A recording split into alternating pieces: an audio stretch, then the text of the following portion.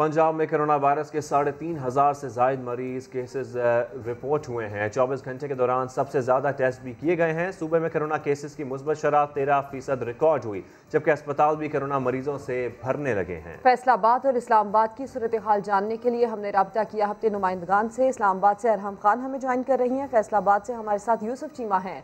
सबसे पहले अरहम, आप बताइए कि इस्लामाबाद की इस वक्त मजमूई तौर पर क्या सूरत हाल है, कितने पॉजिटिव केसेस आ रहे हैं और शरह क्या बताई जा रही है? इस्लामाबाद की जो सूरत हाल है वो दीगर मुल्क से मुख्तलिफ नहीं है। गुज़िश्ता 24 घंटों के दौरान 650 केसेस जो हैं वो रिपोर्ट हुए हैं। तकरीबन 11,500 से ज़ायद फ़ाल केसेस हैं।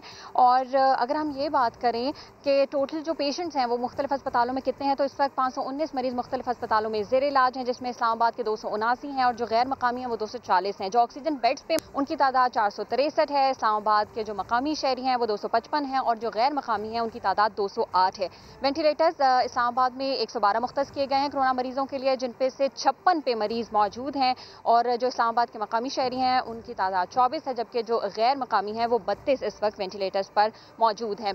जो इस्लामाबाद का सबसे बड़ा सरकारी अस्पताल है पिम्स, उसकी जो सिचुएशन है वो बताएं तो 143 जो मरीज हैं वो इस वक्त पिम्स अस्पताल में जेर इलाज हैं और सिर्फ 40 बेड्स जो हैं वो खाली रह चुके हैं। पॉलीक्लिनिक अस्पताल दूसरे नंबर पर आता है, बड़ा अस्पताल है और वहाँ पर 30 कोरोना के जो मरीज हैं वो इस वक्त जेर इलाज हैं और वहाँ पर सिर्फ 17 जो बेड्स हैं वो रह चुके हैं। और जो निजी अस्पताल हैं वहाँ की सिचुएशन भी सरकारी अस्पताल से मुख्तलिफ नहीं है। वहाँ पर भी जो मरीज हैं उनकी तादाद में दिन ब दिन इजाफा हो रहा है, अस्पतालों पे प्रेशर बढ़ रहा है। और बिल्कुल अस्पतालों पे प्रेशर बढ़ता जा रहा है। आप सूरत हाल बता रही हैं इस्लामाबाद की। फैसलाबाद का रुख करते हैं। यूसुफ चीमा हमारे साथ मौजूद हैं। यूसुफ चीमा बताएगा कि अब तक कितने लोगों को कोरोना वैक्सीन लग चुकी है, फैसलाबाद की क्या सूरत हाल है?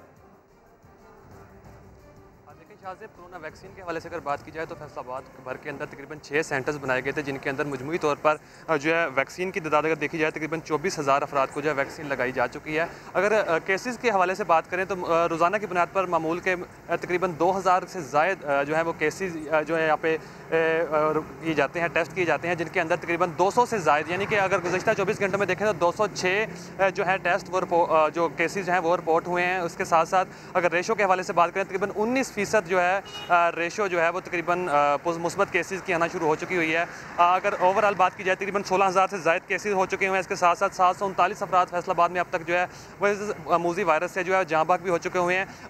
खैबर पख्तूनख्वा में कोरोना की तीसरी लहर बेकाबू हो गई। सूबे के 7 अजला में मुस्बत केसेस की शरह 20% से तजावुज कर गई है। इसी पर बात करेंगे। राहम यूसुफ जई हमारे साथ हैं। राहम, ये बताएगा कि एक्टिव केसेस की क्या सूरत हाल है और 15% से बढ़ गई है ये शरह?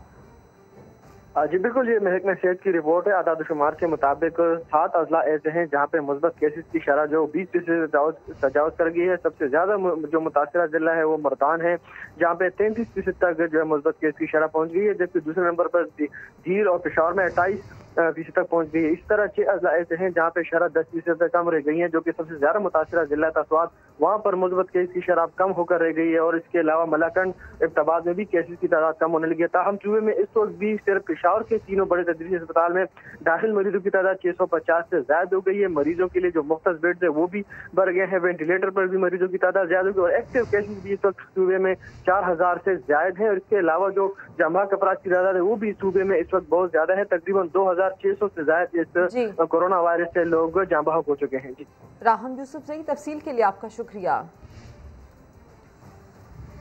खबरों में आगे बढ़ते हैं। मनी लॉन्ड्रिंग केस में शहबाज शरीफ की जमानत पर रिहाई खटाई में पड़ गई। समाअत करने वाले एक जज ने जमानत मंजूर, जबकि दूसरे जज ने मुस्तरद करने का फैसला कर लिया। लाहौर हाई कोर्ट के 2 रुकनी बेंच ने दरख्वास्त जमानत की 14 अप्रैल को समाअत करके फैसला महफूज किया, तो कुछ देर बाद अदालत के रीडर ने कमरा अदालत में जमानत मंजूर करने का ऐलान किया। लेकिन तहरीरी फैसले में जस्टिस सरफराज डोगर ने जमानत मंजूर, जबकि जस्टिस असजद जावेद ने मुस्तरद करने का फैसला किया। चीफ जस्टिस हतमी फैसले के लिए मामला रेफरी जज को भिजवाएंगे। मरियम नवाज 24 अप्रैल को कराची आएंगी और NA 249 में ज़िमनी इलेक्शन के लिए इंतखाबी मुहिम में हिस्सा लेंगी। मरियम नवाज NA 249 में अवामी इज्तिमात से भी खिताब करेंगी। कराची में पार्टी रहनुमाओं के अलावा बिजनेस कम्युनिटी से भी मुलाकातें करेंगी। बुलेटिन में आपको आगे दिखाएंगे आलू कहानी। लीगी रहनुमा राना सनाउल्लाह ने पंजाब के अफसरान को धमकियां दी तो हुकूमत ने इंसदाद दहशतगर्दी एक्ट के तहत मुकदमा दर्ज कराने का ऐलान कर दिया। वफाकी वज़ीर इत्तलात फवाद चौधरी कहते हैं लीगी रहनुमा ने शिद्दत पसंद गिरोह और बानी MQM जैसी ज़बान इस्तेमाल की। उन्होंने वाज़ेह किया कि कलअदम TLP के खिलाफ कार्रवाई किसी मुल्क के मुतालबे पर नहीं की गई।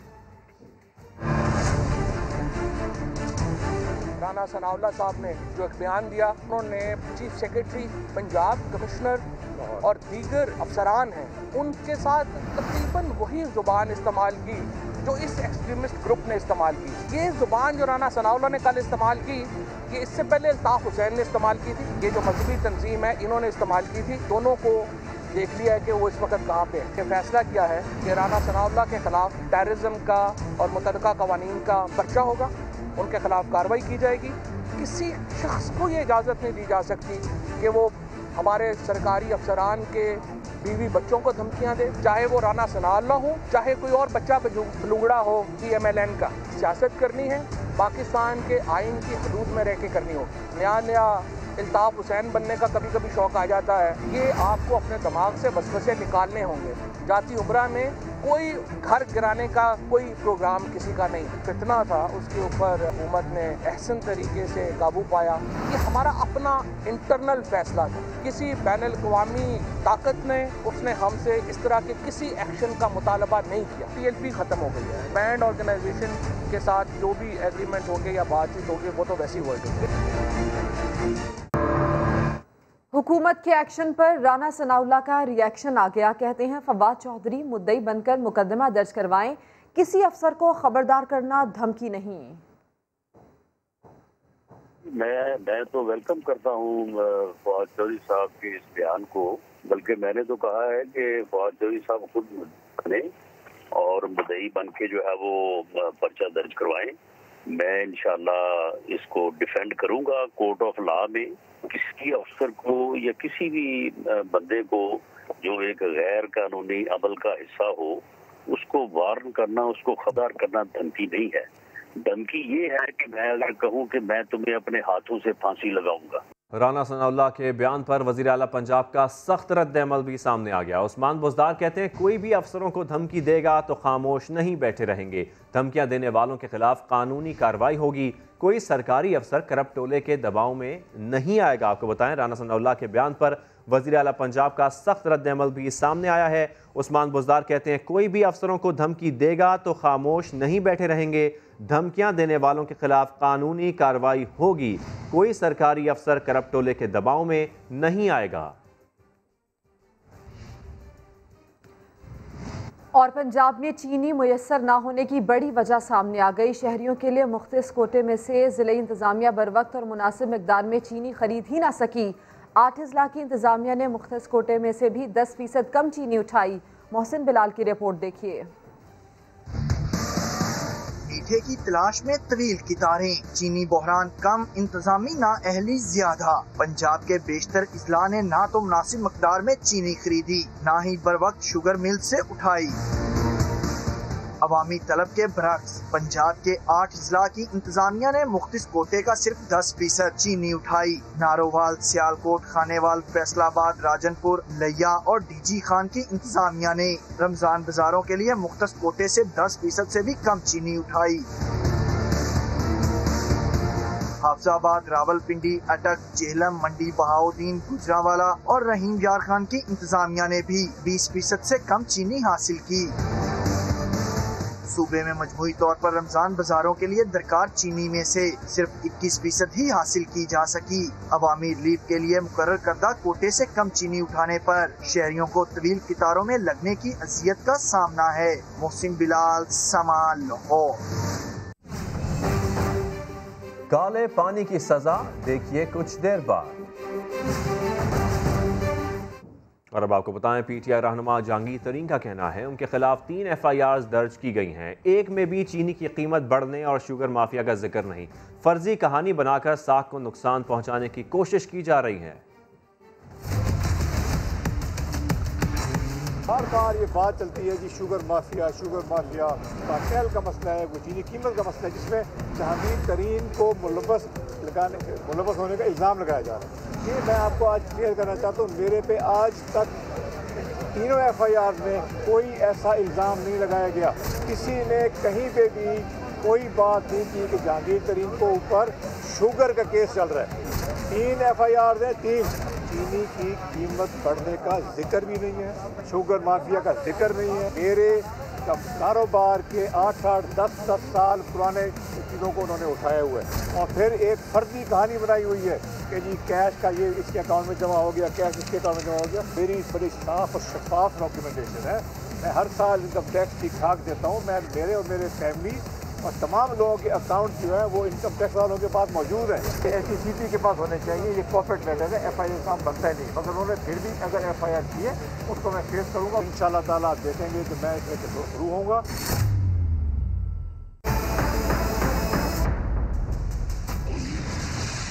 किसान ने 1 किलो आलू 20 रुपए का आरती को बेचा। पहले आरती ने 2 रुपए का खर्चा निकाल कर 8 रुपए मुनाफा कमाया और यूं 30 रुपए का 1 किलो आलू दूसरे आरती को बेचा। आलू की दर्जाबंदी करके नई बोलियां लगी। दूसरे आरती ने वही आलू अब 50 रुपए फी किलो में बेच दिया। आम दुकानदार ने 60 रुपए फी किलो बेचकर 10 रुपए खरे कर लिए। रमज़ान के मुबारक महीने का आगाज होते ही सब्जियों की कीमत में इजाफा कर दिया गया। आलू की कीमत भी चंद दिनों में 20 रुपए किलो तक बढ़ गई। मोहम्मद लुकमान रिपोर्ट करेंगे। आलू मियाँ कहाँ गए थे? आरतियों के हाथ में खेल रहे थे। नज़्म आपने सुनी? अब सुनिए आलू की गजब कहानी। आलू मियाँ ओकाड़ा से लाहौर की मंडी में बिकने के लिए निकले।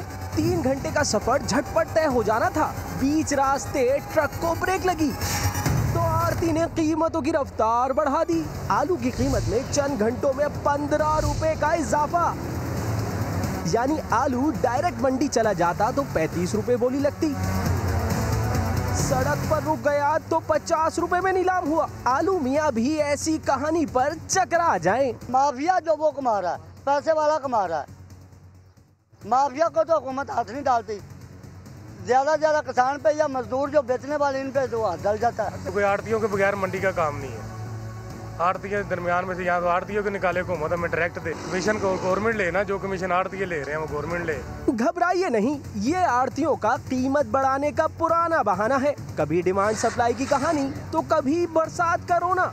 भला कौन से ट्रक बीच रास्ते से वापस खेतों की तरफ गए होंगे? ट्रक तो बादामी बाग की मंडी में मुसलसल आ रहे थे, वो भी बिला नागा। ये अपने मन माने रेट लगा रहे हैं। महंगाई, ये मसनूई महंगाई की हुई है इन्होंने। लेकिन अवाम को महंगाई का कोई ना कोई जवाब तो बताना ही था, तो आड़तियों और मंडी ताजरों ने ये कहानी बना ली। पहले नंबर तो ये रमजान शरीफ है, दूसरे नंबर पे ये रास्ते बंद हुए हैं 4 तरफ के, इसलिए ये बहुत महंगाई होगी। आज 5 किलो 250 रुपए का, पहले 5 किलो 150 रुपए का था। किसान से फी किलो 20 रुपए में खरीदा जाने वाला आलू आज आपको कम से कम 60 रुपए फी किलो का मिल रहा है। मोहम्मद लुकमान, समा, लाहौर। आखिर कितना मुनाफा कमाना जायज़ होता है, इस पर दुकानदार और होलसेलर क्या कहते हैं, उन्हीं की जुबानी सुनिए। चीनी की जो इस वक्त हमें हुकूमत ने पाबंद किया है, उस पर 3 से 4 रुपए प्रॉफिट भी नहीं बनता। हमें कम से कम इस पे 12 से 13% प्रॉफिट दिया जाए। दाल और चने पे 10% प्रॉफिट होना चाहिए। भाईजान मेरा काम है तरबूज का, मेरा ख्याल है 5% मुनाफा होना चाहिए तकरीबन हर चीज़ पर, तरबूज पर, हर फ्रूट पर। मुनाफा हमारा 7 से 8% जो है मुनाफा होता है इसके ऊपर, तो ये जायज़ मुनाफा है, इसलिए हमारा हक है। मुनाफा 10% होता है, जो अमूमन जो सरकारी तौर पे भी 10% जो रिटेलर है। खजूर पे 8 से 10% मुनाफा होना चाहिए, क्योंकि ये है ऑफ सीज़न की और ये सब्ज़ी की तरह है, क्योंकि ये इसमें जो है गली सड़ी भी निकल जाती है।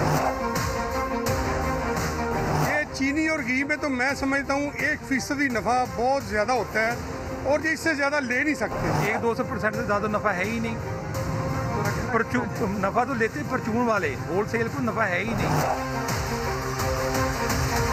महंगाई का सबब जो है वो माफियाज हैं। वो माफियाज जो पीछे बैठे हुए हैं, जिनके बड़े बड़े बिजनेस हैं और उनका गठजोड़ जो है वो हुकूमती एहलकारों के साथ है और इंतज़ामिया के साथ है। आज से जो है तकरीबन सारे खर्चे मिला ख़त्म करके तो 10% कारोबारी अफराद को जो है प्रॉफिट कमाना चाहिए, जिसमें 2.5% जो है खुदा की राह में खर्च करना चाहिए। हाथ जोड़ के उनसे ये बिन्नत करता हूँ, ये उनसे ये रिक्वेस्ट करता हूँ से कम इस माह रमज़ान के महीने में लोगों को रिलीफ दें, मुनाफा कम से कम कमाएं। और मैं तो कहूँगा मुनाफा ना ही कमाएं, अपनी कॉस्ट पे दे दें लोगों को। चलें अगर अपने आप पल्ले से नहीं दे सकते, कॉस्ट पे दे दें, इसमें आपको अल्लाह की तरफ से मुनाफा मिलेगा। रमज़ान मुबारक में दानिस्ता तौर पे एक चीज़ को शॉर्ट कर दिया जाता है, या एक चीज़ वाफर मिकदार है लेकिन कार्टन्स बना दिए जाते हैं, उस पर मोनोपोली कायम कर दी जाती है, जिससे इस वक्त फलों की कीमतें मैं देख रहा हूँ। तो ये ज़्यादती है, जुल्म है, हराम है। और इस मुनाफे पर ताजरों की राय तो आपने सुनी, लेकिन दीन इस्लाम इस पर क्या हुक्म देता है वो भी आपको सुनवाते हैं। आखिरत की फिक्र होगी तो इंसान उस वक्त दुनिया में लोगों का इस्तेहसाल नहीं करेगा। तो गोया कि रेट तय करने में जो पहली चीज़ आ जाएगी वो इस्तेहसाल आ जाएगा कि क्या आपकी प्राइस तय करने में मुआशरे का इस्तेहसाल तो नहीं हो रहा। मिलावट नहीं करनी चाहिए और मुनासिब हद तक जो है मुनाफा वो हमें कमाना चाहिए। अगर हम गलत तरीके से मुनाफा कमाएंगे तो अल्लाह की तरफ से उस बंदे को सजा दी जाएगी। कि शरह अगर इतनी बढ़ जाए कि जिसके नतीजे में ये महसूस हो कि यहाँ एक हिर्स और एक लालच और एक तमा का जज्बा पैदा हो गया है, और ये आम लोग जो इस शय की ज़रूरत महसूस कर रहे हैं, ये उनको महंगे दामों उनकी ज़रूरत की खातिर बेच रहा है, तो ऐसा शख्स जो है वो लाजिमन उसी कानून के तहत देखा जाएगा कि जिस कानून के तहत ज़ख़ीरा अंदोज़ी के जुर्म को देखा जाता है। माह रमज़ान में नेकियां समेटने के बजाय कई दुकानदार नाजायज़ मुनाफा समेटने लगे। बाज़ दुकानदारों ने कैमरा देखा तो रेट आधे कर दिए, जो पहले मनमानी कीमतें वसूल करते रहे। लाहौर से शाहीन मिशाल की रिपोर्ट देखिए। रमज़ानुल मुबारक में हर कोई महंगाई की दुहाई देता नजर आता है। क्या वाकई ही सब्जियों और फलों की कीमतें 2 गुना बढ़ गई हैं? आइए जरा खरीदारी करते हैं और जानते हैं। मार्केट में सबसे पहले पूछे सेब के दाम। रेट मिला 250 रुपए किलो। सेब ये 250। फिर खरीदी स्ट्रॉबेरी, जो बहस के बाद मिली 140 की आधा किलो, यानी 280 रुपए किलो। 140 की आधा किलो दे रहे हैं आप। कम बिल्कुल नहीं किया आपने। खीरा मिला 50 के भाव। खीरे 50 रुपए किलो। 1 किलो कर दे। दर्जा अव्वल केले के दाम 250 रुपए दर्जन। 250।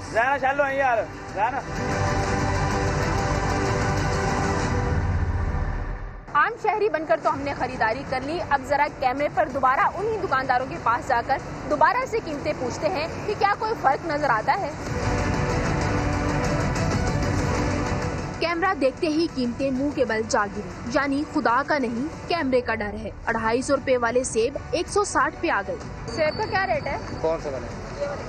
ये 160 रुपए किलो। और वो दूसरा? वो 140। ऊपर सेब पड़े, इनका क्या रेट है? इसका ये 200 रुपए किलो है। और खरबूजा कैसे है? खरबूजा 80 रुपए किलो। स्ट्रॉबेरी की कीमत भी आधी हो गई। स्ट्रॉबेरी का 150 रुपए किलो। 150 रुपए किलो। अभी मैं आपसे लेके गई, आपने मुझे 300 रुपए किलो। वो पता ही नहीं, आप उसने बताई है। तो मुझे आपने कहा महंगी इतनी है, मिलनी इतनी है। तो मुझे पता नहीं, वो बाजू ने रेट दसे है। खीरे और प्याज के दाम भी 10 रुपए कम हो गए। खीरे 40 रुपए किलो। और प्याज का क्या रेट है? प्याज 30 रुपए किलो। शहर में इसी तरह की नाजायज मुनाफाखोरी जगह जगह जारी है और इंतजामिया इनके सामने बेबस नजर आ रही है। कैमरामैन लियाकत बशीर के साथ शाहीन मिशाल, समा, लाहौर। मैं कितनी लकी हूँ, ऐसा शौहर किसका होता है जो हर महीने सोने का हार बना कर दे। ये हार हलाल के पैसों का है तो मुबारक हो, लेकिन अगर ये हराम के पैसों का है तो कयामत के दिन ये सोने का नहीं, आग का हार होगा, आग का। नबी करीम सल्लल्लाहु अलैहि वसल्लम ने फरमाया, हराम माल का कोई सदका कबूल नहीं किया जाएगा। कराची में मुर्गी का गोश्त 500 रुपए किलो तक पहुंच गया। शहरी कहते हैं शैतान तो कैद कर दिया गया, लेकिन इस माफिया को कौन लगाम देगा। नाजायज मुनाफाखोरी का घिनौना खेल जारी। कराची में मुर्गी का गोश्त मजीद महंगा। दुकानदारों का कहना है कि डीलर सप्लाई नहीं दे रहे। कल से तो मुर्गी आएगी ही नहीं होगी। अगर जिसकी अपनी गाड़ी होगी, अगर वो लेकर आ गए अपनी गाड़ी में मुर्गी, तो 550 रुपए किलो बिकेगी बंस रोड पे। मुर्गी फरोशों के मुताबिक सप्लाई मजीद बंद रही तो चिकन की कीमत और भी बढ़ेगी। ब्रोकर और जो फार्म वाला, इनकी मिली भगत है आपस में दोनों की। अब ये रेट 600-650 रुपए फी किलो करने के चक्कर में मुर्गी का गोश्त 500 रुपए फी किलो होने पर खातून खरीदार फट पड़ी। अब मुर्गी से भी गया, पता नहीं क्यों नहीं कंट्रोल हो रही का कीमतें।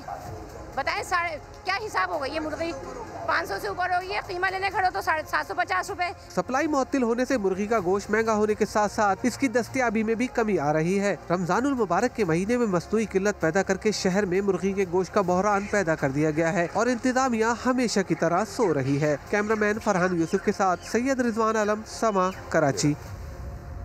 नॉर्थ कराची में रमज़ान के दौरान भी पानी की लाइन में गटर का पानी आने लगा। मकीनों को खाना पकाने में मुश्किलात तो हैं ही, वज़ू के लिए भी पानी खरीदना पड़ता है। शहरी किस अज़ियत में मुब्तला हैं, देखिए मोहम्मद अली हफीज़ की रिपोर्ट में। रमज़ान के इस मुक़द्दस महीने में आपके घर अगर गटर मिला पानी आए तो किन मुश्किलात का सामना होता है, आइए आपको दिखाते हैं।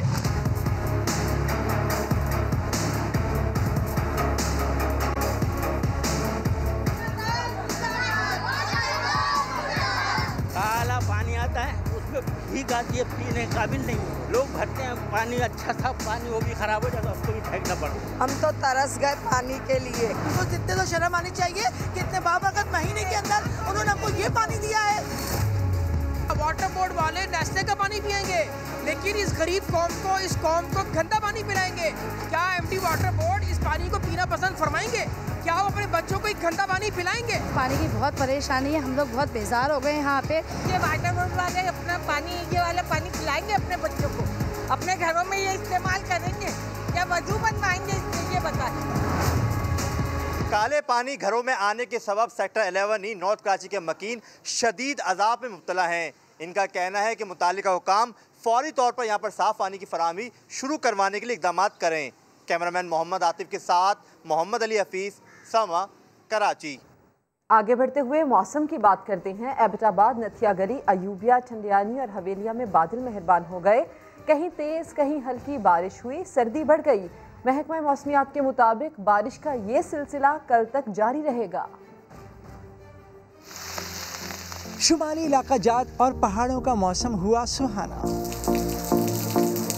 मरी में दूसरे रोज भी घटा छाई रही, बादल गरजे, बारिश के साथ जालाबारी भी हुई। एबटाबाद में भी बादल मेहरबान हो गए,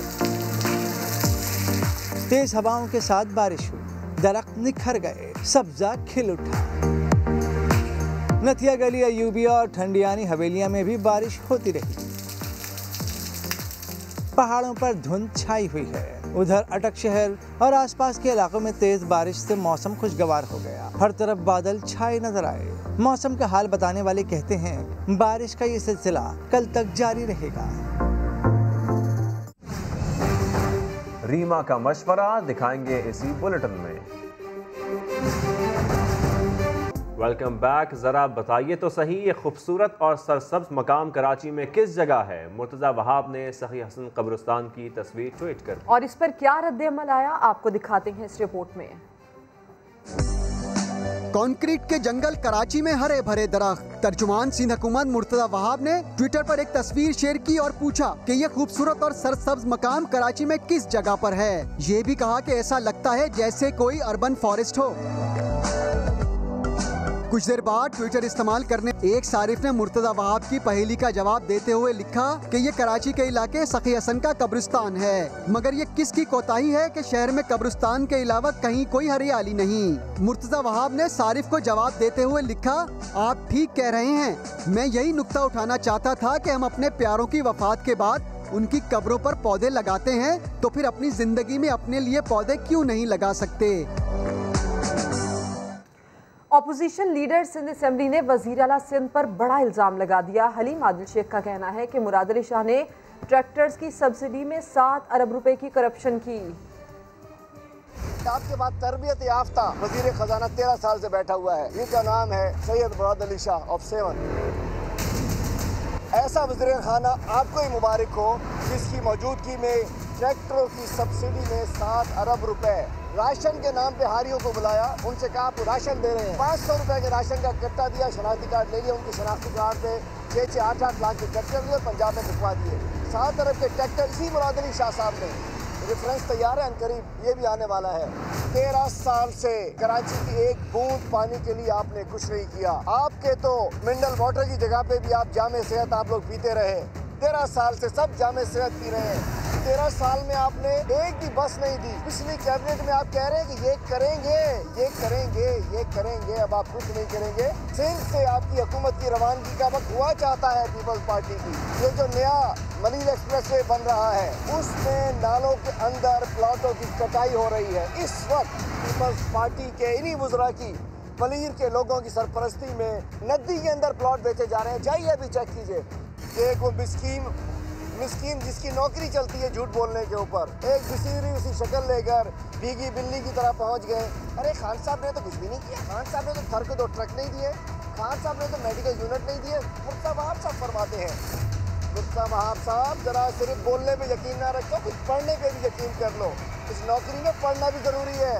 जो 15 लाख आपकी तनख्वाह है, पढ़ लिख के आया करो। खैबर पख्तूनख्वा काबीना में भी बड़ी हलचल। एक ही दिन में 2 मुशीर और 1 मुआवन खुसूसी मुस्ताफ़ी हो गए। मुशीर बराए इंफॉर्मेशन टेक्नोलॉजी ज़ियाउल्लाह बंगश ने इस्तीफ़ा वज़ीर आला को भिजवा दिया। मौक़िफ़ अपनाया कि उन्हें अपने हल्के पर तवज्जो देनी है। मुआवन खुसूसी बराए excise and taxation gudgeon Jamali और मुशीर बराए तवानाई हिमायतुल्लाह भी अपने ओहदों से मुस्ताफ़ी हो गए। मुआवन खुसूसी बराए इत्तलात कामरान बंगश ने काबीना के तीनों अरकान के इस्तीफ़ों की तस्दीक कर दी। वज़ीर आला महमूद खान ने इस्तीफ़े मंजूर कर लिए। अब आपको ये बताएं कि फिल्म स्टार रीमा खान ने कहा है कि वज़ीर आज़म इमरान खान मुल्क के लिए अच्छा काम करना चाहते हैं मगर उनके हाथ पांव बंधे हुए हैं। समा को दिए गए खुसूसी इंटरव्यू में रीमा खान ने कहा कि इमरान खान को कामयाबी के लिए कारकर्दगी पर फोकस करना होगा। हमारे प्राइम मिनिस्टर एक पॉजिटिव इंसान हैं, मैं उनकी फ़ैन भी हूँ और उनकी रिस्पेक्ट भी करती हूँ। उनको चाहिए कि वो फोकस करें कि इस आवाम की प्रॉब्लम्स को सॉर्ट आउट कैसे करना है, मगर मुझे लगता है उनके भी हाथ बंधे हुए हैं। इस वक्त जो वो करना चाह रहे हैं, जो उनका दिल चाहता है, उनको वो करने नहीं दिया जा रहा। अपोजिशन की गलतियों की जो सज़ा है उसके लिए इदारे हैं, वो इदारे उनके उस काम पर फोकस करें। प्राइम मिनिस्टर का काम है आवाम को किस तरह से सहूलियात मुहैया करनी है। मैं उनको यही रिक्वेस्ट करूँगी कि अपोजिशन के बिखेड़ों में पढ़ने की बजाय, उन पर तवज्जो देने की बजाय फोकस करें कि आवाम के मसाइल का हल कैसे करना है। अभी आपको खबर दें, शफकत महमूद की सरबराही में बैन सूबाई वज़राए तालीम का हंगामी इजलास हुआ। NCOC हुकाम ने कहा कि केसेस बढ़ रहे हैं, अभी तालीमी इदारे ना खोलें तो बेहतर होगा। बात करेंगे समा की नुमाइंदा फराह रब्बानी से। फराह, फिर इस इजलास में किस बात पर इत्तेफाक हुआ? बिल्कुल सिदरा, बैन सूबाई वज़राए तालीम कॉन्फ्रेंस का इजलास हुआ है जिसमें ये फैसले किए गए हैं कि जो 9वीं से 12वीं तक की जमातें हैं उनको 19 तारीख यानी कल से मंडे से खोल दिया जाएगा। 50% हाजिरी को यकीनी बनाया जाए और साथ ही साथ जो SOPs हैं उन पर सख्ती से अमल दरामद किया जाए। इसके साथ OA लेवल के इम्तिहान जो हैं वो शेड्यूल के मुताबिक होंगे, ये भी फैसला किया गया है। 8वीं तक की क्लासेज जो हैं वो ईद के बाद खोली जाएंगी, ये भी एक फैसला सामने आया है। साथ ही साथ ये भी बात की गई है कि जो SOPs हैं उनको यकीनी तौर पर फौरी तौर पर अमल किया जाए। वज़ीर तालीम की ज़ेर सदारत के इजलास हुआ है NCOC हुकाम में। साथ ही साथ यूनिवर्सिटीज़ के हवाले से ये फैसला किया गया है कि वो अजला जिनमें कोरोना केसेस की शरह कम है यानी 8% तक है, उनकी ऑन कैंपस क्लासेस शुरू होंगी, लेकिन वो इलाके जहाँ पे केसेस की शरह 8% से ज़्यादा है वहाँ पर क्लासेस ऑनलाइन ली जाएंगी ताकि तालीमी साल जो है बच्चों का वो ज़ाया ना हो। इम्तिहानात के हवाले से अगर बात की जाए तो मई से डेट शीट भी आ गई है बच्चों की, तो हर सूरत में बच्चों के इम्तिहानात लेने और उनकी तैयारी कराने के लिए भरपूर कोशिश का कहा गया है। और साथ ही साथ ये कहा गया कि अब बच्चों को किसी सूरत भी बगैर इम्तिहानात के पास नहीं किया जाएगा। खबर की तफसील के लिए आपका शुक्रिया फराह।